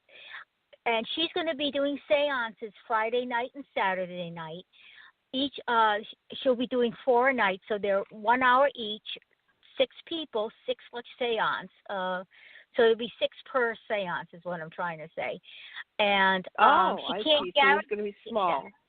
Yeah, and she can't guarantee a reading for everybody, but she says she's going to try. And she said most of the time she is able to get a reading or a message, I should say, from a loved one when she does these seances. And the ticket, again, the tickets are on sale and at the door. Online registration for all these special events and the tickets is through Sunday, the 21st, and then they can be purchased at the door. But those are limited, so there are only going to be 48 tickets total for the seances because she can only do 6 per hour, and she's going to be doing 4 a night. That's exciting. She's very well known, respected, so that's wonderful. Let's see. Let's see. Oh, Paul Eno. He is been in the field for 30 years. He does the Beyond the Paranormal. And he's going to talk about, that's the name of his talk on Saturday at 4 o'clock. It's going to be what's really behind the paranormal. So that's going to be exciting. So I don't know, is Jaimy still there? Yeah, I mentioned Tom Reed earlier too, Valerie. Yeah, Tom Reed, he's an experiencer. His family in the late 1960s up in Sheffield, Mass. He's going to be presenting, and his park in Sheffield, Mass. His park it's been growing. He's gotten donors who have donated park benches and trees and so on and so forth for his park. And it's going to be the 50th anniversary of his experience, his family's experience, in September. And so he just recently spoke at a convention, and I forgot the name, but he just spoke at a national convention regarding his experience. And it has been the state of Massachusetts has cited it as being a true event. It's not like it's believable. It's been said, yes, this did happen. So wow. He's going to be wonderful, yes. Yeah. And so right after him will be, I can't believe it, all these Suzanne Chancellor is an experiencer. She lives in Rhode Island, and she's going to be talking about her experiences. And she's also she's been to conferences and conventions, and she's a lovely lady. And bottom line is for me is, if you're interested in any type of paranormal or anything, there's going to be something for everybody. The range of topics, the presenters, there's something for everybody. There just is. Yeah. It sounds so exciting. Yes, it's amazing that you're doing this, and congratulations for pulling it off. And I know it's going to be a success, and you'll probably be doing this once a year. So, yeah, just keep good records. Keep a good database and send it out again. It will grow. It will grow. People will want to know about it. So keep your web presence. One mistake I see people do is they only have the website up for the event, but keep that website going and archive your old one. Yeah, archive it so people can say. Yeah. Go ahead, TJ. Yes. I was going to say, Janet, don't you think like yours, because yours was real ultra expensive, but at the same time, you can take that and take it just like a splash page to keep up year round, and then put the archives somewhere else maybe, or download it. But since you're not the big techie person, I would stay in touch with Jaimy, right, Jaimy, about how you can save her money. But just give me a call, Jaimy. I know all about that. I've been doing this 12 years. Okay, yeah, of course. Whatever I can help, of course. I appreciate that. Thank you. Yes, not a problem. That's what we offer. $1 a month, and you can get all kind of stuff with our ACO club. Me and Jan are specializing just as researchers, so we found out we have a talent. We're helping people. Jaimy told you about his book, right, and his experience? You bet. He's going to be talking about also. that. Yeah, good. Yeah, we covered that the first hour, and we hope to get him in our Authors Book Club. So, Jaimy, just go to authorsbookclub.org, and Janet and I have all kind of stuff. We've been doing this, well, let's see, 2007, 12 years. Yeah, 12 years. Janet and I have been doing this 12 years. We started with on UFO business, and we became authors, and we've just got a huge thing, but it was UFO and being contactees, so we think we work for the ETs because we do, seriously. But you see, I'm TJ Mauricio, and you're on TJ Mauricio Radio. You could be. Janet and I believe we are. Let's look at that. Okay, Janet. That's very interesting. Let's look a little bit more at the field. Okay, we talked about cover. So let's look at the field. Factor. Yeah, because that was a giggle factor, but you're going to have people that are having experiences with extraterrestrials. So we've had this whole phenomenon. We have the paranormal, things that go bump in the night, ghosts, people that are discarnate, that are contacting the living, and we're doing. So a lot of times, like Whitley Strieber, for example, his wife died. Anne died, and Anne is now contacting him, friend. And she's still writing books with him. Now that she's dead. Right, and it's not writing books about Whitley's experiences. And so Whitley Strieber was saying, and I've had this happen too, that there's a crossover, that the dead sometimes go on board ships. Sometimes the contacting experiencers will see the dead, their deceased relatives, in their UFO encounters. So what do you know about that? It seems to be a huge connection between the living dead, extraterrestrials, and the paranormal. What are your thoughts on that? Let's go round table on that one. What do you guys think about it? Go ahead, Valerie. You go first. Well, I actually have to say I don't know enough about it to really comment on it. I have heard of the experience, and I believe it does happen, but I don't know enough about it to really comment on it. Okay, that's fine. That's a good answer. Mm-hmm. Jaimy, what do you know about the connection between extraterrestrials, experiencers, and the dead? Anything? Yeah, I very little from my end as well. I mean, I've seen those as a lot of stuff I've looked at. I've seen those as separate, but I do believe that some of the extraterrestrial encounters are or can be from other dimensions, and we quite don't understand what that means really at this point. At least I don't. And those other dimensions could be where those who have passed may reside as well. So I believe, and Paul, has covered this before, where he talks about sometimes, ghosts are mistaken for ETs and vice versa. So I think there is a connection. I haven't seen enough research to talk about it. So I'll pass. Well, okay, that's fine. Well, I think this just talks to how much depth there is to the field, all the different fields, that there's so much to know and learn, and that's another reason why I wanted to do the convention, is that so we can learn, we can find out what's going out there, talk about people talking about their experiences, sharing it with others, networking. And talking about all the different types of experiences that not everyone has them.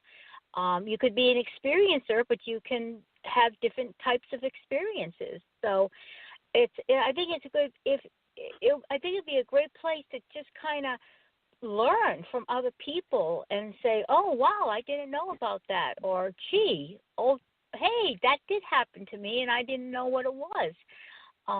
So that's another reason why I was invested in this convention, is that people can learn from each other and grow, and if you and invest more time in learning about the part of the paranormal or UFOs or whatever. If you have a significant interest in something, you can learn more about it. Well, Valerie, so did you have any problem with the X-Filers Unlimited? Because you're getting the guy from X-Files, and with X-Filers in your name, did you have to get permission from anybody with the television show or X-Files, or No. because that's a great name. They know that's a brand, right, for the TV show. Yeah. Well, it's just a fan-led one. I don't think I had to get any permission. Maybe that was something. I don't believe so. It's fan-led.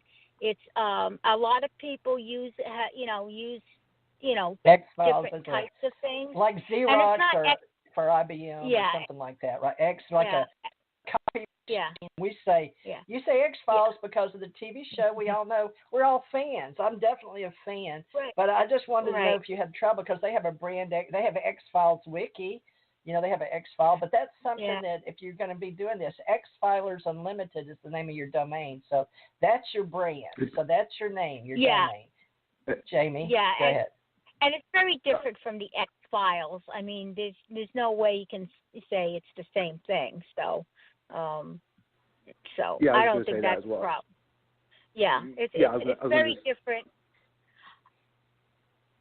Yeah, I can't use anything from the X-Files per se, like Fox, from the Fox station, or I can't use their photographs. I can't use their, whatever they have, whatever media they have. I can't do that. I could never do that because that would not be.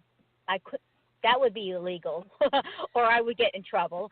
But X-Files United, it's very different. It's not anywhere near X-Files, so you can't confuse the two. So it's just kind of like similar, but it's not the same. Well, X-Files. So yeah, maybe there's did you look it up, the definition or anything? But that's just fun. We all know what X-Files is. So you've got X-Filers Unlimited. And really, this is exciting because, like you said, it's a lot of paranormal research. And it can be, a lot of people think it's just ghost hunting, but it's not. It's not just psychics and mediums and ghosts. Yeah. It's UFOs and cryptid researchers and authors. It's all kind of stuff with X-Filers. Go ahead. Right. Well, and there's a convention, I believe it's in May. It's called X-Fest. So, that's taken from the X-Files. So it's similar, but not the same.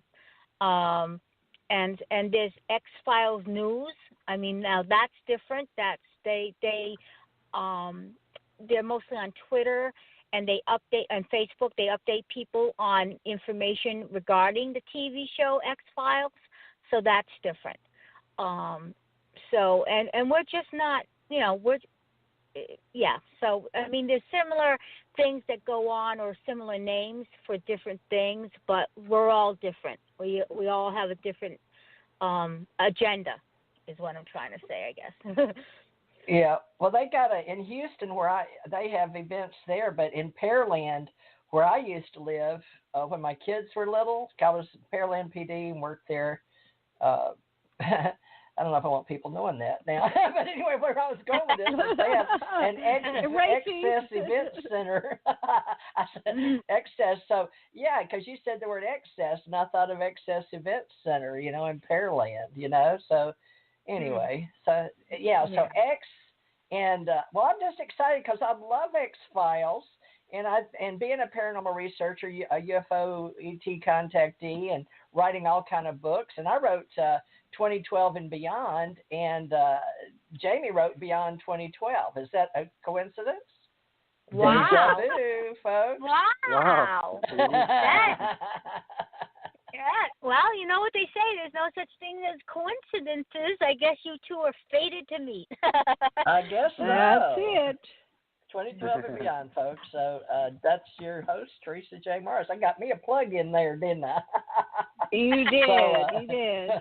So Jaimy has folks Beyond 2012, and TJ Morris has 2012 and Beyond. So, awesome. And I wrote Cosmology, Knowing Cosmology, and Janet and I are working on our new book. So let me get a plug in. We don't know what we're going to call it, but we're working on Portal Stargate, because she had Stargate to the Cosmos in 2018, and we have people wanting to work with us as agents, consultants, and organizers, and we've been using ACO Association for Alien Contact Org and ACO for Ascension Center Org, and we're sort of bringing them all together. But you guys just look us up on Facebook. But I'm excited about maybe somehow getting and helping you in the future, so I hope you have some more of these, because we love to promote, and that's how Janet and I got started from 27 to 2012 when we began this TJ Morris ET radio. And so you didn't even know you were going to be on an ET radio, did you, Valerie? No. I had no idea that when Jaimy reached out and started, networking and stuff, that we would actually be on radio shows. I didn't even think of the possibility. So I didn't think anyone would really be interested at first. So that's exciting too. Girl. That's great. Janet, did you find Jaimy, or did Jaimy find you? Let's get the scoop now, folks. I'm not sure how we found each other. We're running out of time. I had a couple questions before we end up, the show ends. I wanted to know more about researchers. Go ahead. Right. Paranormal researchers. I wanted to know more about the activity in your part of the world. It's not a very big state, but I guess you get the surrounding area. What kind of cryptoids, and do you have Bigfoot in your state? What's going on up there in your part of the world in terms of Lockman and Nessie and all those things involving cryptids? Oh, cryptozoology. Yes. Well, for me, it's like I didn't know there was much. I didn't know. I mean, when I hear Bigfoot, it was always seemed to be in the South and the Midwest and up in California or Oregon. And the Nessie is down up in Scotland, and Mothman is in New Jersey. So I didn't know if there was really. I hadn't heard of anything really in New England, but one of our presenters, Jaimy, is it Shane or is it Alexander Petikoff? Or is it Mike? Alexander. I think it's Alexander Petikoff you're thinking of? Is he going to do the one on local cryptozoology in New England? Yes. Yep. Alexander Petikoff. Yep. Oh, okay. And he's a filmmaker too. Correct. So he's going to be doing a lecture right on that, on New England cryptozoology and cryptids. So that's another way I can learn, because I don't know what's in New England. I don't know what kind of cryptids we have. So awesome. That's going to be a learning experience. I can't wait to hear it. And what about UFOs? What kind of sightings do you have in your part of the world? And it can be like the whole, surrounding states. Do you have a lot of activity there? Have you seen one? I haven't. I believe Jaimy has. More than one, really, right, Jaimy? Yes, I have, and there's definitely history of sightings within the area. Even in Rhode Island, there's an old photo that's pretty popular. I forget what year it was from, maybe in the late '60s, that was taken in with Cranston, Rhode Island. But I've seen craft both here in the New England and outside the New England area, which were fascinating to me. And there's a website, I forget the name of it, that lists sightings throughout the country, and every now and again, certainly there's reports in the New England area, Rhode Island, Connecticut has a pretty active MUFON group too that lists a bunch of sightings within the Connecticut area as well. So definitely a lot of activity in this part of the world. So it's pretty fascinating. I know in upstate Massachusetts, like northwestern Massachusetts has had a lot of sightings, and I believe northern New Hampshire has had there's a special strips or special roads that you can go down to that are known to have a high UFO incident. You're right, Val. Betty and Barney Hill obviously was New Hampshire. That's a pretty famous case. Whoa. Obviously in Maine. Yeah, in Maine was the Allagash abductions. I've met Charlie. He's awesome. I've seen him speak. But the Allagash abductions are pretty famous as well. So certainly Maine, New Hampshire, a lot of famous sightings there as well. Is MUFON Rhode Island helping you? Future UFO Network? They're on Facebook. You need to hit on them real quick. Go ahead. Yeah, they haven't helped with the conference I reached so much. out. Yeah, I reached out to them, but I haven't gotten much response from them. But, Well, that's okay. Find a chapter, but, Ken Pfeiffer's the state director of Rhode Island, okay? Yeah. Or was. Yeah. I don't know. Janet knows more about the directors. She's working with one this week. I don't know about the directors. Oh, you don't? You used no, I don't to. know. All right, well, no. Last 8 years, we're not up on all the directors, okay? But you had some lady come on. But we'll ask and make sure. Rhode Island, folks. Rhode Island and UFOs caught in Rhode Island. And, we do a lot of UFO stuff. So we're going to do cryptozoology, alienology, phenomenology with X-Filers Unlimited.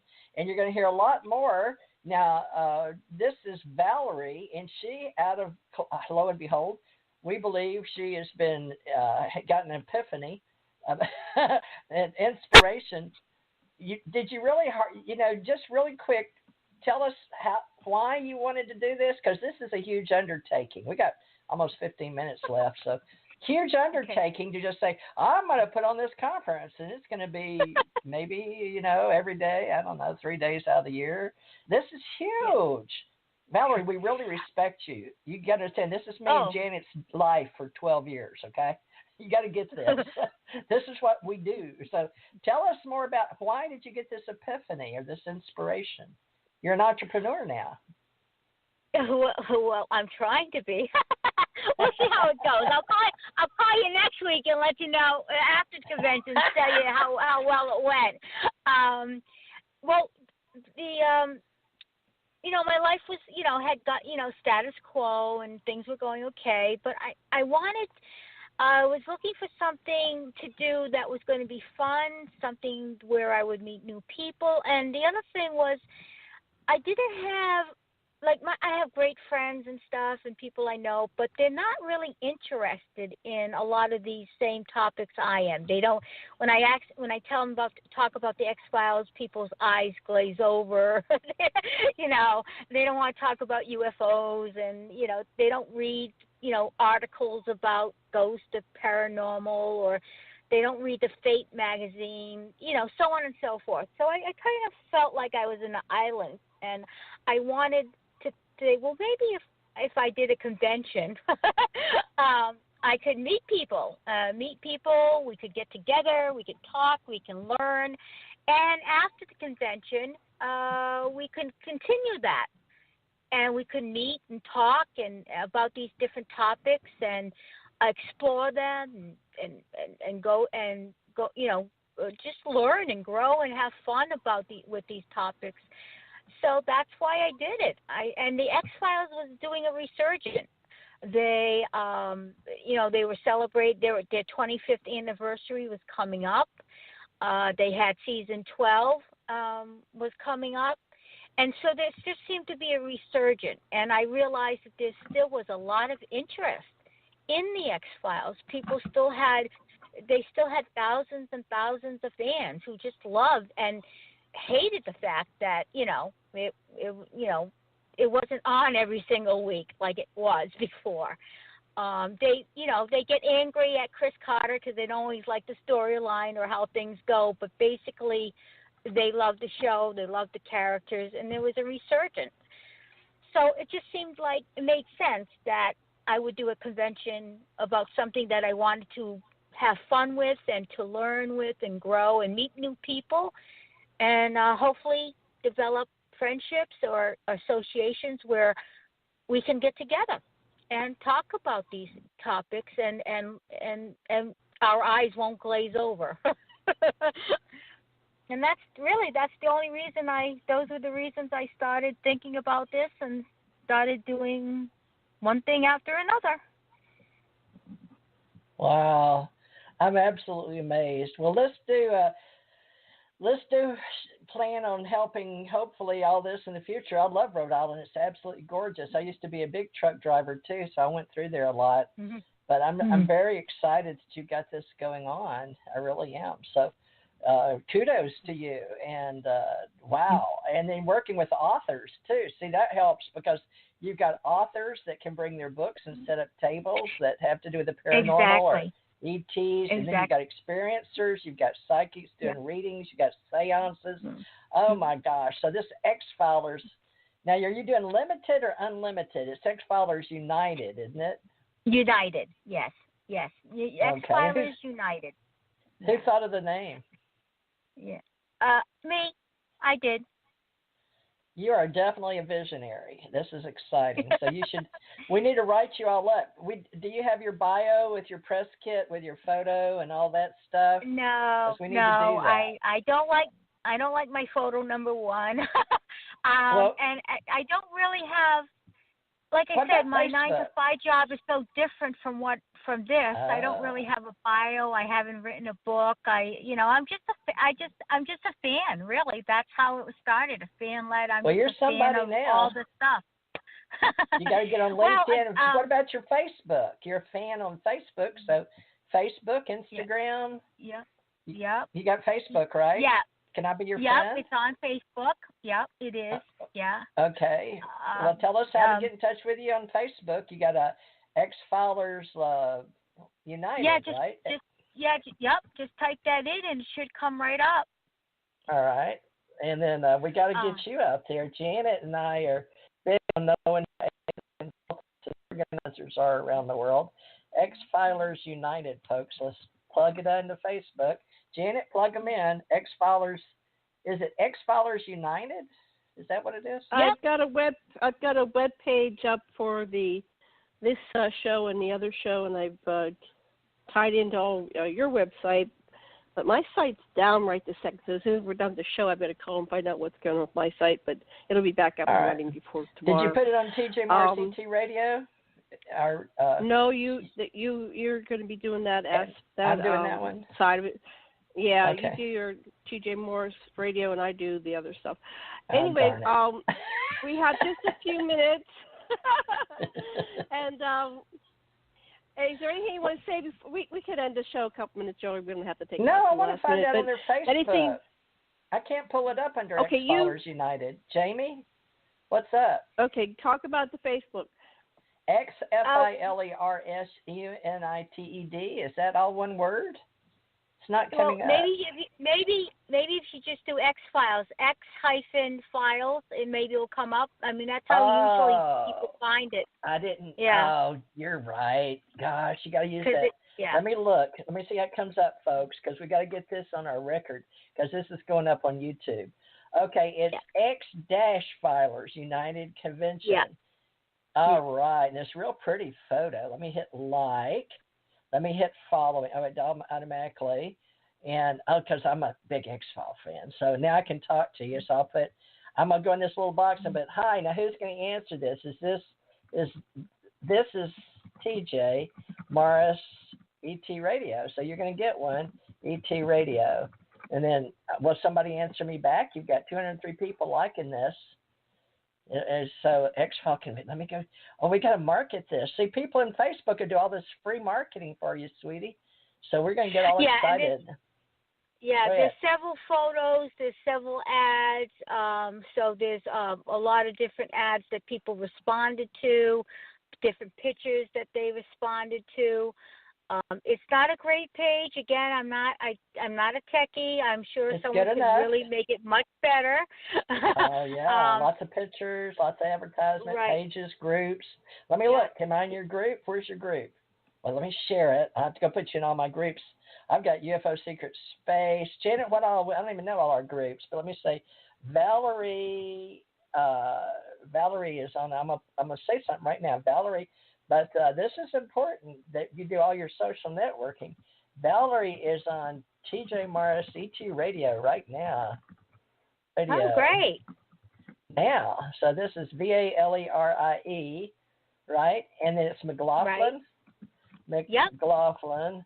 And I will put with JAIMY, Jaimy Mauricio, MAURICIO, right? Is that Italian? Mauricio? That's correct. Actually, I'm Portuguese, but it may go back to Italian. Jaimy, JAIMY, right? That's correct. All right, yes. you two.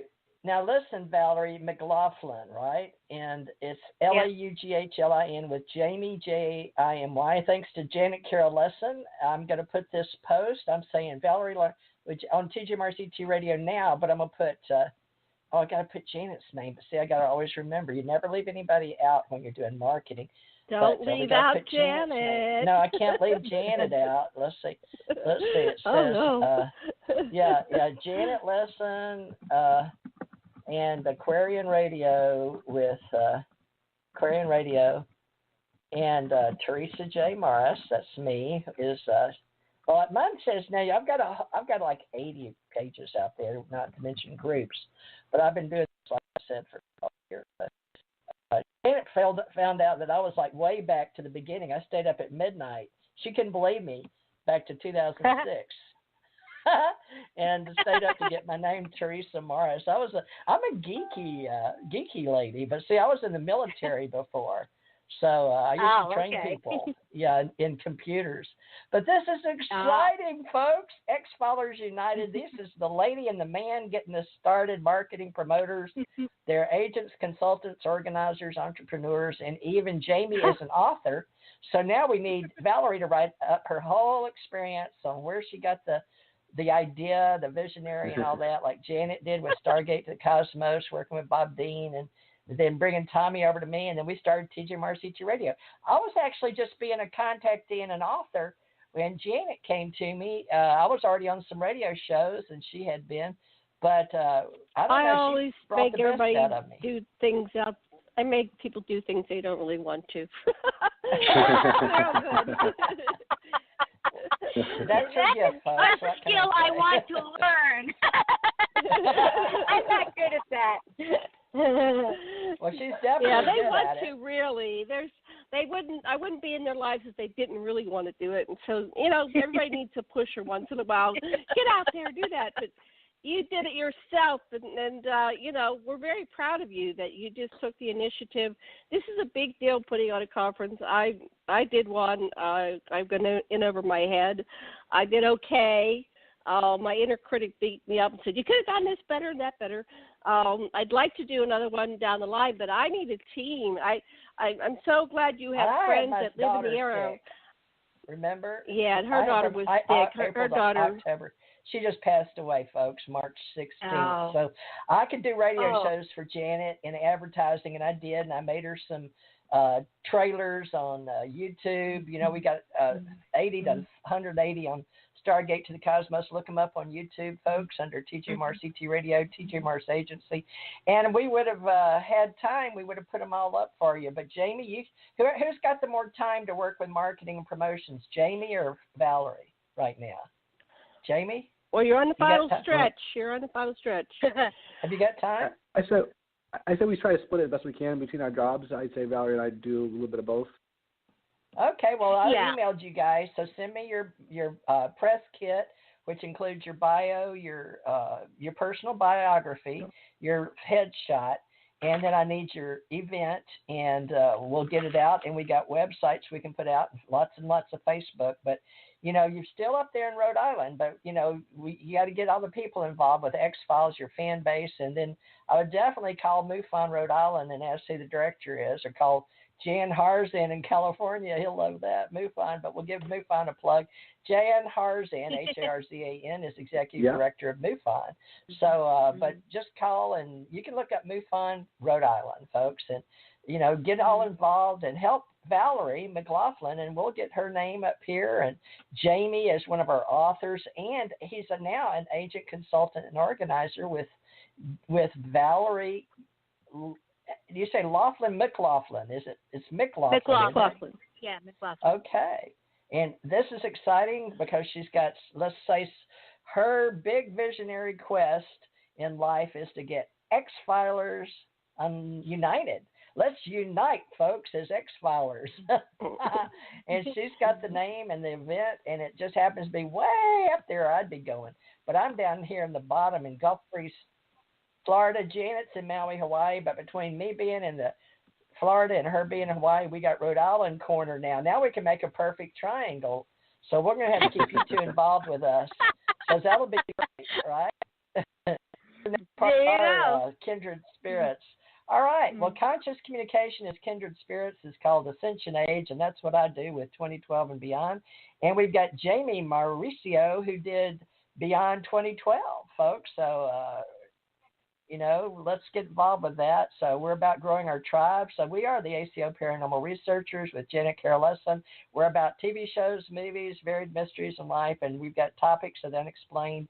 We're doing X-Files and Paranormal Interest with Jaimy Mauricio and Valerie McLaughlin tonight with Janet Carol Lessin, Theresa J. Mars. Please find us on YouTube. That's Aquarian Radio and TJ Mars Agency, if you don't mind. Share with us your groups, your social media groups. Find us on Facebook, and please look up, it's called X-Filers United on Facebook, please, and go to x-filersunited.com. And that's April 26th through 27th. Get to see Dan Hagelin. You know him better as Langley, our lone gunman. So, Janet Carol Lessin, thank you for bringing these folks, and I guess we'll aloha, talk to you tomorrow night. Goodbye. Aloha. We'll see you tomorrow. Thank you. Thank you. Take Aloha. care. Thank you. Thank you. Bye-bye. Awesome. Bye-bye. Right. Thank you. Thank you. Thanks. Bye-bye. Yep. Bye-bye. Good night.